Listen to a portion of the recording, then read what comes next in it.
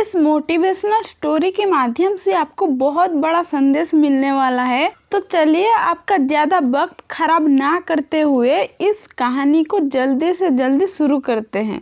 दोस्तों, एक बार की बात है, एक बार एक गांव में एक बिजनेसमैन आया। उसने गांव वालों से कहा कि मेरे पास एक स्कीम है और इस स्कीम के तहत मैं बंदरों को खरीदना चाहता हूँ। आप अगर मेरे पास बंदर लाएंगे तो मैं हर बंदर का आपको 100 रुपये दूंगा। गांव वाले खेती बाड़ी में लगे हुए थे, लेकिन उन्होंने सोचा कि ये काम बुरा तो नहीं है, तो सभी बंदरों को ढूंढने में जुट गए।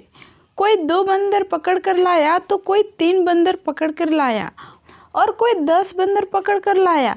बंदरों के हिसाब से उस बिजनेसमैन ने उनको पेमेंट कर दिया।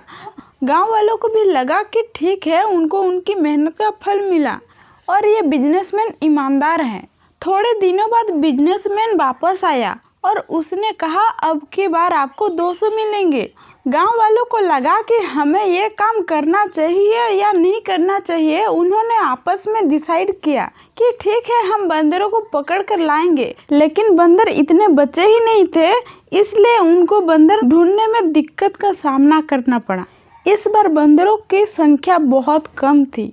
आसपास के गांव में भी बंदर विलुप्त हो रही थी, लेकिन फिर भी गांव वालों ने मेहनत की और जिसको सफलता हाथ लगी उसको पैसे मिल गया। अब की बार उस बिजनेसमैन ने गांव वालों से कहा कि अगर आप बंदर पकड़ कर लाएंगे तो आपको 500 रुपये मिलेंगे। एक बार गांव वालों को शक हुआ कि आसपास गांव में बंदर नहीं है, अब हम बंदर कहाँ से पकड़ कर लाएंगे। तो सभी गांव वालों ने डिसाइड किया कि अब आगे से हम हमारी खेती का काम करते रहेंगे, हम इस बिजनेसमैन के चक्कर में नहीं पड़ेंगे। अब कुछ दिनों बाद बिजनेसमैन वापस आया उसी गांव में। उसने कहा कि अगर आप मुझे बंदर देते हैं तो मैं आपको 1000 दूंगा एक बंदर के। गांव वालों को भरोसा तो था कि यह दे सकता है, क्योंकि पहले भी उसने अपने को 100 और 200 रुपये दिए हैं। उन्होंने कहा कि लेकिन आसपास बंदर हैं ही नहीं, हम कहाँ से बंदर को लाएं। ये कहकर चले गए। तो बिजनेसमैन भी चला गया, लेकिन उसके साथ में उसका जो सलाहकार था उसने गांव वालों से कहा कि देखो, मेरा बॉस तो चला गया, आप चाहे तो 500 रुपये में मुझसे बंदर खरीद के 1000 रुपये में बेच सकते हो। गांव वालों ने कहा कि ठीक है, और 500 रुपये में गांव वालों ने बंदर ले लिए और अपनी मेहनत के पैसे उसको दे दिए।